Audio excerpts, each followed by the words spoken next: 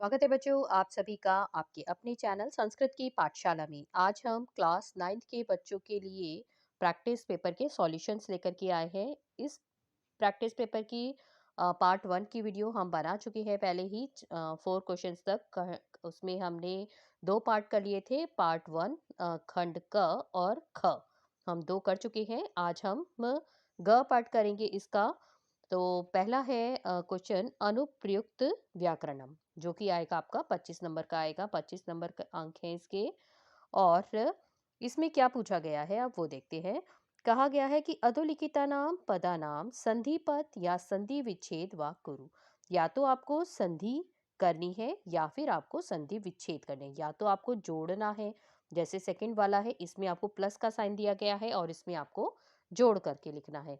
या फिर आपको जैसे ये वाला दिया हुआ है तो इसमें संधि विच्छेद करके लिखना है। संधि मतलब तोड़ करके शब्द को लिखना है। और ये अंक क्या होगा इसका 4 नंबर का है ये। और एक एक नंबर के ये 4 हैं। और आपको प्रश्न चतुष्टयम मतलब इसमें आपको 4 अटेम्प्ट करने हैं, कोई भी जो भी आपको अच्छे से आते हो। ठीक है, तो फर्स्ट क्या है देखते हैं।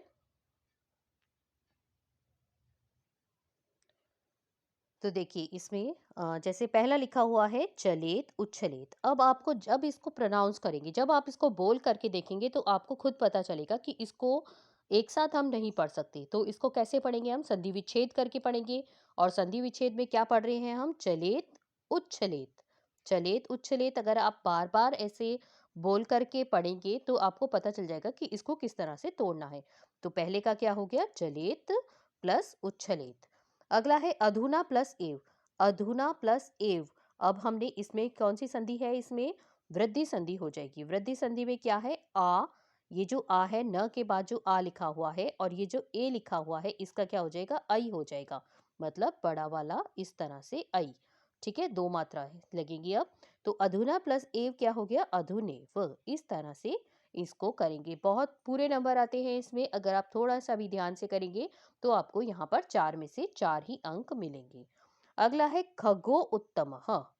तो देखिए खगो उत्तमः लिखा हुआ है तो खग उत्तमः, अ और उ मिलकर के क्या हो जाएगा, ओ हो जाएगा। और यहाँ पर कौन सी संधि लगी है, यहाँ पर गुण संधि, जहाँ पर अ और उ मिलकर के क्या हुआ है, ये अ ग के साथ में जो अ है और उ मिलकर के क्या हुआ है, यहाँ पे ओ बन गया है। गुण संधि से हुआ है ये। और तो खगो उत्तमः का तोड़ करके क्या लिखेंगे, खग प्लस जमा उत्तमः। इस तरह से होएगा ये। आगे है केतुः प्लस अहम। तो केतुः प्लस अहम में कौन सी संधि है, इसमें विसर्ग संधि है। तो विसर्ग की जगह इसमें क्या हुआ है, विसर्ग की जगह लगा है र। और र और अ मिलकर के क्या हुआ है, पूरा र बना है और उसका हो गया केतुर अहम। तो इसमें कौन सी संधि है हमारी, विसर्ग संधि का प्रयोग हुआ है इसमें चौथे नंबर पे। तो केतुर अहम बन गया, इसका उत्तर हो गया केतुर अहम। विसर्ग की जगह क्या आ गया, र। और र में जो अहम का अ है वो मिला तो बन गया हमारा पूरा र। तो इसलिए इसका उत्तर हुआ केतुर अहम। अगला है तदियम। तदियम का क्या हुआ है, तत् प्लस इयम। इसमें कौन सी संधि है, इसमें तत् प्लस इयम। तो त का क्या हो जाता है, द हो जाता है।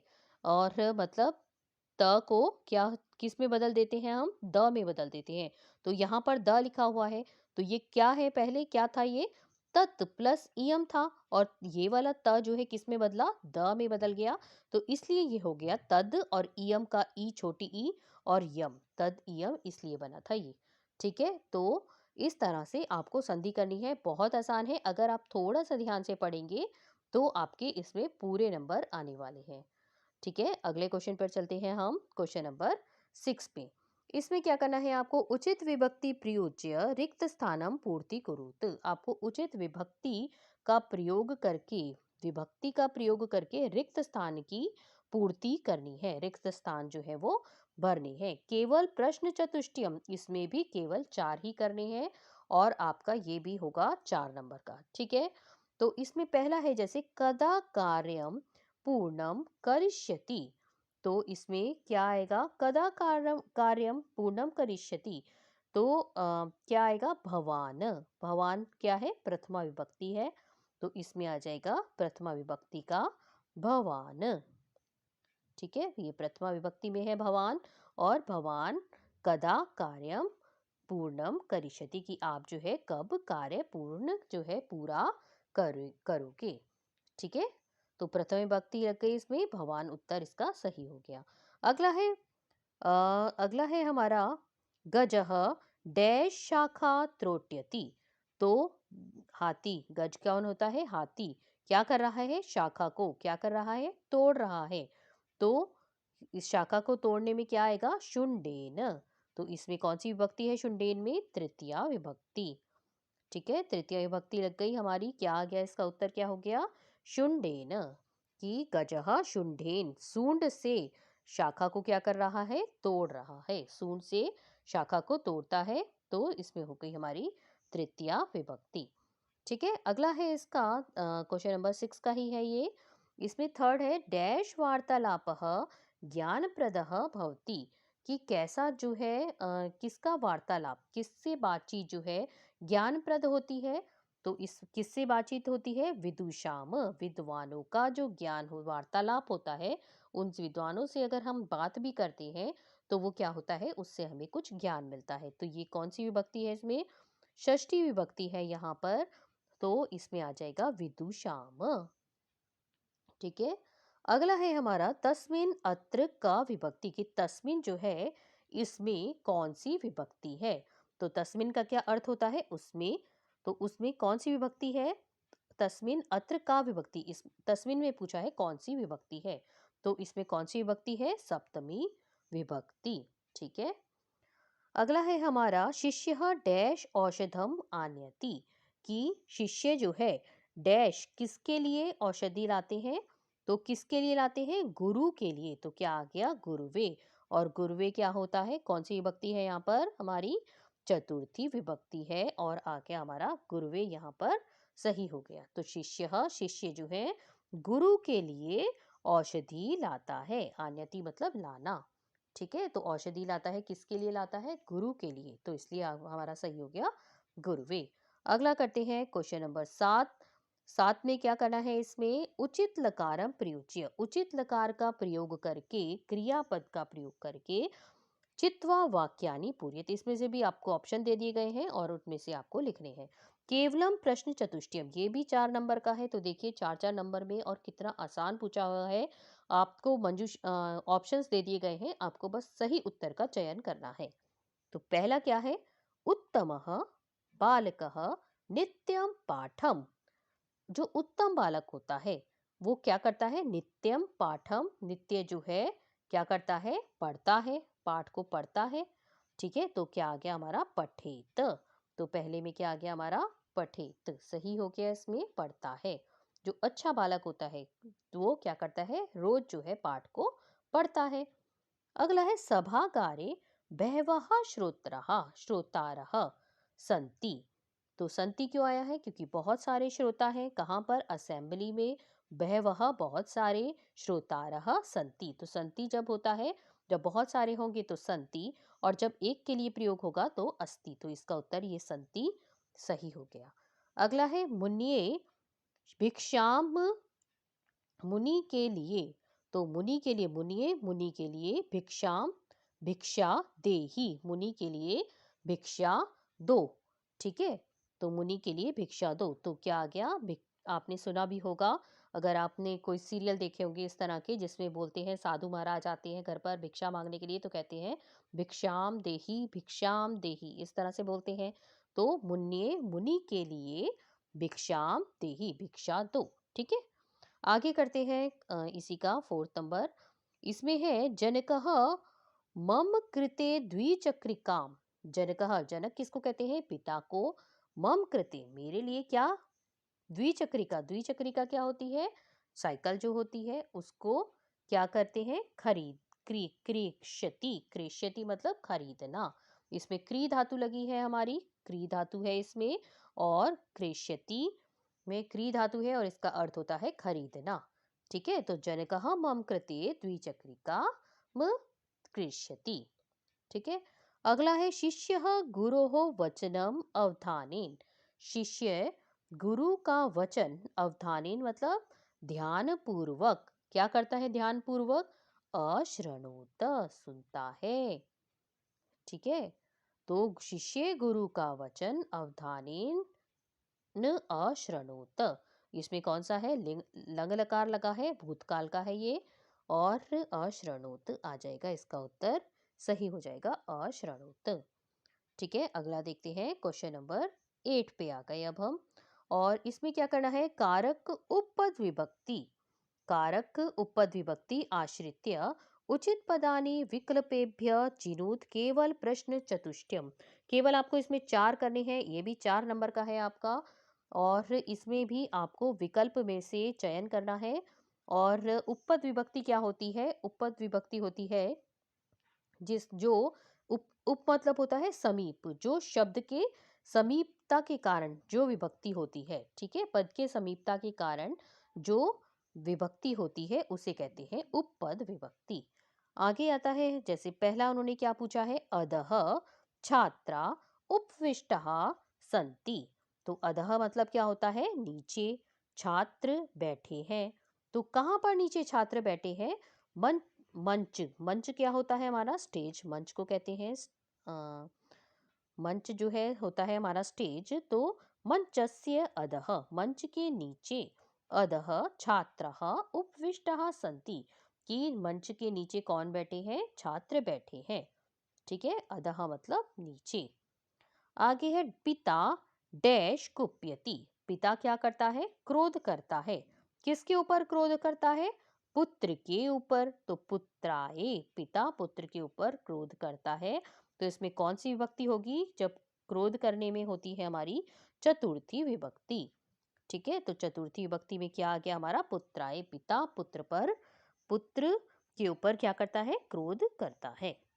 आगे है हमारा थर्ड नंबर, सार्धम डैश सार्धम पुत्री अपि गायति। तो क्या हो जाएगा इसका, डैश सार्धम पुत्री अपि गायति, किसके साथ जो है पुत्री भी गाती है, किसके साथ, मात्रा, मात्रा मतलब माता के साथ पुत्री भी गाती है। तो कौन सी विभक्ति लगी है इसमें, तृतीया विभक्ति का प्रयोग हुआ है, इसलिए आया है हमारा मात्रा। तो मात्रा सार्धम पुत्री अपि गायति, माता के साथ पुत्री भी गाती है। ठीक है, आ- आगे है हमारा फोर्थ नंबर, और इसमें क्या है, शिशु डैश बिबेति, बालक जो है डरता है, किससे डरता है, कुत्ते से डरता है। शुनक मतलब होता है कुत्ता, और शुनकात कुत्ते से, तो शुनकात आ जाएगा। और शुनकात का अर्थ क्या होता है, कुत्ते से। तो शिशु और शुनकात बिबेति, और डरने के, जिसमें डरने का भाव आता है कि भय के कारण क्या होता है, इसमें पंचमी विभक्ति का प्रयोग होता है। तो यहाँ पे आ गई हमारी पंचमी विभक्ति, और हमारा आ गया शुनकात। ठीक है, शिशु शुनकात बिभेति। आगे है हमारा डैश मिष्ठानम रोचते। अ, तो मिष्ठानम रुच धातु में इसमें कौन किसका प्रयोग होता है, इसमें होता है जिसको अच्छा लगता है, उसमें होता है चतुर्थी का प्रयोग होता है। तो किसमें, किसे अच्छा लग रहा है, बालिकाय, बालिका को। तो बालिका को क्या अच्छा लग रहा है, मिष्ठानम रोचते, जिसको अच्छा लगता है उसमें आती है चतुर्थी विभक्ति, इसलिए आ गया बालिकाए मिष्ठानम रोचते। बालिका को क्या अच्छा लगता है, मिष्ठान, मिष्ठान मतलब मिठाई। ठीक है, तो इस तरह से हमने कर लिए, क्वेश्चन नंबर 8 तक कर लिया है हमने। आगे आता है हमारा क्वेश्चन नंबर 9। तो इसमें क्या होगा, क्वेश्चन नंबर 9 में रेखांकित पदेशु प्रकृति प्रत्यय विभज्य संयोज्य वा लिखत। प्रकृति प्रत्यय आपको विभक्त करने हैं, मतलब अलग करने हैं, संयोज्य या फिर आपको जोड़ करके लिखने हैं। ठीक है, तो इसमें आपको 2-3 चीज़ें फटाफट से एक बार बता देते हैं, जिससे कि आपका एग्जाम में बहुत हेल्प हो जाएगी। तो इसमें आपके जो प्रत्यय हैं वो कौन कौन से आ रहे हैं, आपको पता ही होगा वैसे तो एग्जाम में। एक बार फटाफट से देख लेते हैं कि कौन से प्रत्यय हैं। जैसे देखिए, त्वा, त्वा प्रत्यय का क्या शेष बचता है हमारा, त्वा शेष बचता है। ठीक है, लयप, आगे है लयप, तो लयप का क्या शेष बचता है हमारा, य शेष बचता है।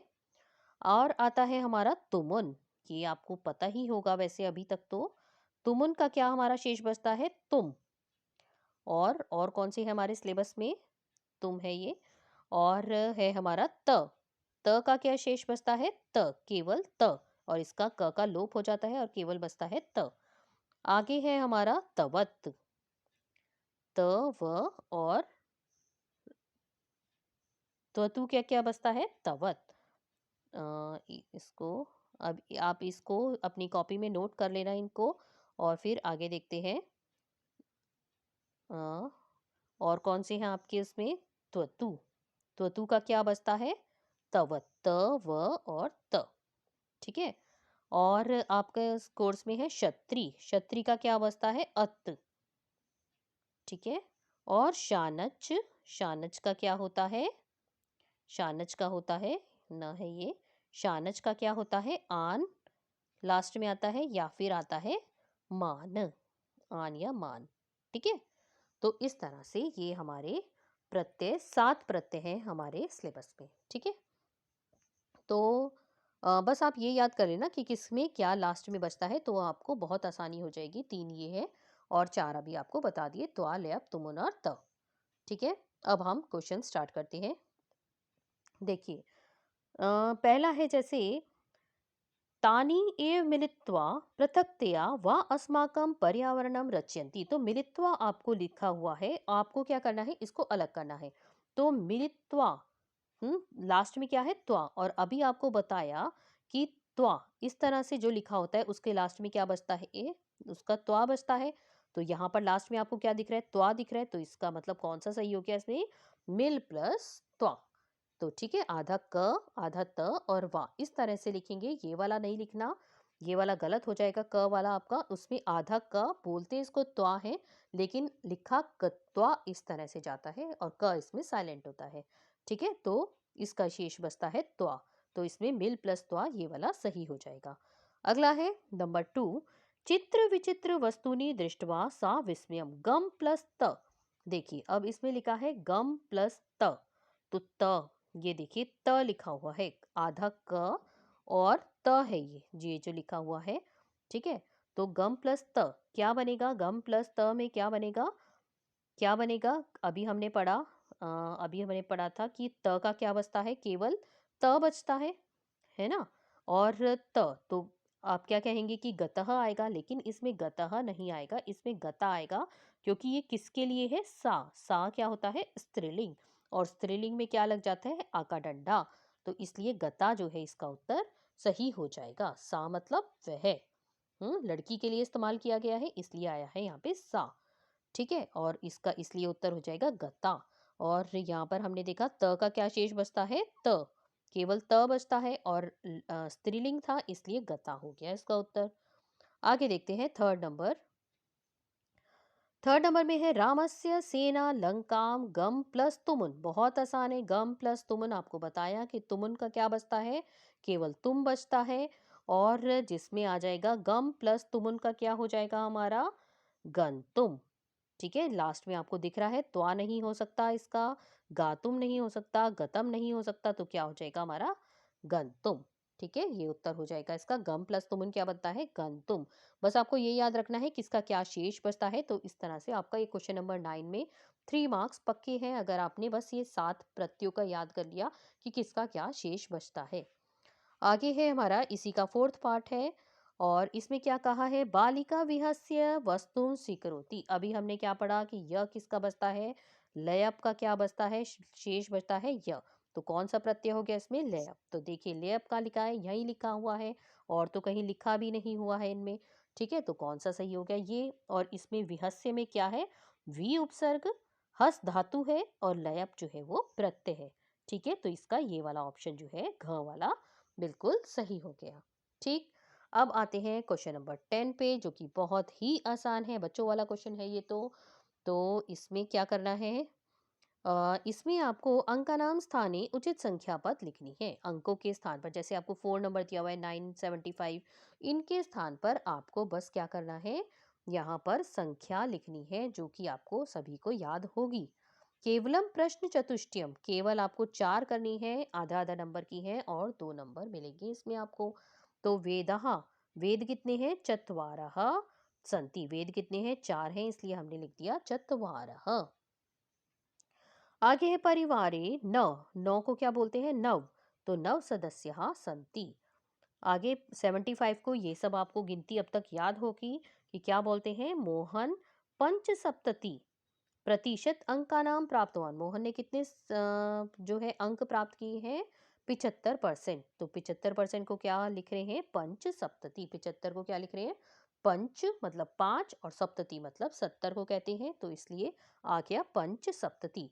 अगर आपको ये याद करना है तो हमने किस तरह से आप संख्या को बहुत जल्दी से याद कर सकते हैं, तो हमने इसके लिए एक वीडियो बनाया हुआ है, आप जा कर के अपना डिस्क्रिप्शन में उसमें देख सकते हैं, हमारे चैनल पर जा कर के, अगर आपको गिनती याद नहीं है अभी तक तो। ठीक है, तो आगे है हमारा पिता पुत्राय कितने रुपए दे रहे हैं, रुपए काणी ददाती 100, तो 100 को क्या बोलते हैं, शतम। ठीक है, आगे है विद्यालय अष्टविंशति, अष्टविंशति मतलब 28, अष्ट मतलब 8 और विंशति कहते हैं हम 20 को, तो 20 प्लस 8 कितना हो गया 28, तो इसलिए लिख दिया अष्टविंशति कक्षा संति। ठीक है, विद्यालय में कितनी कक्षा है, अष्टविंशति 28। ठीक है, तो इस तरह से हमने क्वेश्चन नंबर 10 भी अपना कंप्लीट कर लिया। नेक्स्ट आता है क्वेश्चन नंबर 11, और ये भी बहुत आसान है। अधोलिखित पदेषु उपसर्ग संयोज्य, इसमें उपसर्ग आपको लिखना है, उपसर्ग संयोज्य विभज्य व लिखत, संयोज्य जोड़ करके या तोड़ करके लिखना है। इसमें भी ये भी केवल 4 करने हैं और आधे आधे नंबर के और 2 नंबर का है।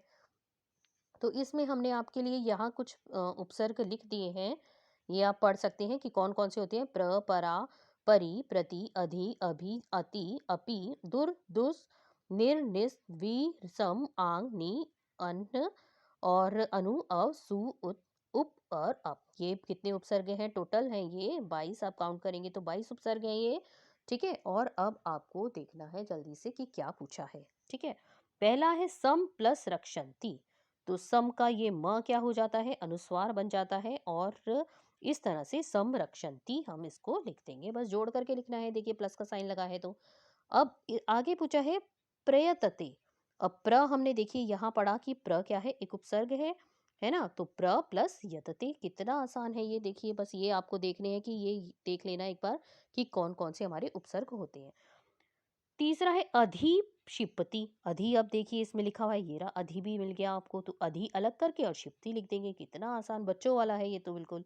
वी प्लस गर्हति, अब इसको जोड़ करके कैसे लिखेंगे, वी लिख दिया और गर्हेत लिख दिया साथ में, तो वी गर्हेत आ गया।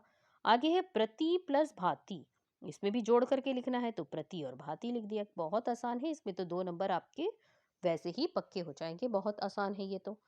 आगे आता है क्वेश्चन नंबर 12। क्वेश्चन नंबर 12 में क्या करना है, हमें अव्यय पद लिखने हैं, अव्यय शब्द लिखने हैं, जो तीनों लिंगों में वचन में जिनको कोई बदलाव नहीं होता उन्हें हम कहते हैं अव्यय। ठीक है, जो मतलब हर उसमें, चाहे वो स्त्रीलिंग के लिए, पुल्लिंग के लिए, नपुंसकलिंग के लिए, वचन पुनः के में कोई से भी वचन के लिए प्रयोग में हुआ है, तो तब भी वो एक जैसा रहता है, उसे कहते हैं हम अव्यय। इसमें कितने करने हैं, प्रश्न चतुष्टयम 4 करने हैं कोई, और आधे आधे नंबर के हैं, ये भी आपको 2 मार्क्स पक्के देंगे। ठीक है, जल्दी से हम इनको पढ़ लेते हैं, क्या क्या है। विद्यालय डैश अवकाश आसीत, विद्यालय में कल अवकाश आसीत मतलब था, तो ये किसकी बात कर रहा है, भूतकाल की बात कर रहे हैं, तो भूतकाल का मतलब क्या है, ये होता है हया, हया मतलब येस्टरडे, येस्टरडे जो बीत गया। ठीक है, तो अद्य मतलब होता है आज। ठीक है, और आसीत आया है इसलिए मतलब जो बीत गया, वो वाले कल की बात कर रहे हैं, यस्टरडे की बात कर रहे हैं, तो इसलिए आया हमारा हयः, हयः मतलब जो बीता हुआ कल था। ठीक है, आगे है डैश धूमो भवति तत्र अग्निरपि भवति, तो यत्र के साथ, यत्र जहां धुआं होता है, तत्र अग्निरपि भवति वहां अग्नि होती है, तो यत्र और तत्र, यत्र तत्र आप देखेंगे साथ में ही आते हैं, तो इसलिए ये देख लेना कि तत्र आया है तो यहाँ पर यत्र, यहाँ अगर यत्र दिया होगा तो और यहाँ ब्लैंक दे देंगे तो यहाँ पर तत्र, इस तरह से। तो कौन सा सही हो गया हमारा, यत्र, कि जहां धुआं होता है वहां अग्नि भी होती है। अगला है डैश सत्यस्य मार्गे चल, तो सत्य से मार्गे, सत्य के मार्ग पर चल, तो कब चल, एकदा, एक बार चल, नहीं, कब चल, सर्वदा, हमेशा, सर्वदा मतलब होता है हमेशा सत्य के मार्ग पर चल। आगे है अधुन डैश देशे जनतायाः शासनम अस्ति। देश में जनता का शासन है। कब? पूरा, पूरा मतलब पहले, लेकिन नहीं, अधुना, अधुना मतलब अब। ठीक है, तो अब जो है देश में जनता का शासन है। आगे आता है डैश छात्राः भ्रमणार्थम गमिष्यन्ति। तो छात्राः भ्रमणार्थम मतलब घूमने के लिए जाते हैं। तो कब जाते हैं? अ, तो ये क्या आएगा हमारा? श्वः। श्वः मतलब तो गमिष्यन्ति। तो गमिष्यन्ति मतलब जाएंगे। ठीक है, तो आने वाले कल के लिए है ये। श्वः श्वः मतलब कल छात्र घूमने के लिए गमिष्यन्ति जाएंगे। ठीक है, तो इसलिए आ गया हमारा श्वः। श्वः मतलब टुमारो। ठीक है, नेक्स्ट करते हैं। तो बच्चों नेक्स्ट जो है क्वेश्चन, नेक्स्ट पार्ट जो है हम इसका खंड जो आपका घ बचा हुआ है वो हम नेक्स्ट वीडियो में बनाएंगे, क्योंकि ये वीडियो बहुत लंबा हो जाएगा नहीं तो। तो पार्ट 3 भी इसका आप ज़रूर देखिएगा, हम पार्ट 3 भी लेकर के आएंगे इसका। और अगर पार्ट 1 आपने नहीं देखा है तो पार्ट 1 पहले देख लेना और फिर पार्ट 2, और तभी आपका जो है एग्ज़ाम बहुत अच्छा होने वाला है अगर आप ये वाली वीडियो को बहुत ध्यान से और समझ करके जाएंगे। ठीक है, तो नेक्स्ट वीडियो का वेट कीजिएगा। तब तक के लिए धन्यवाद।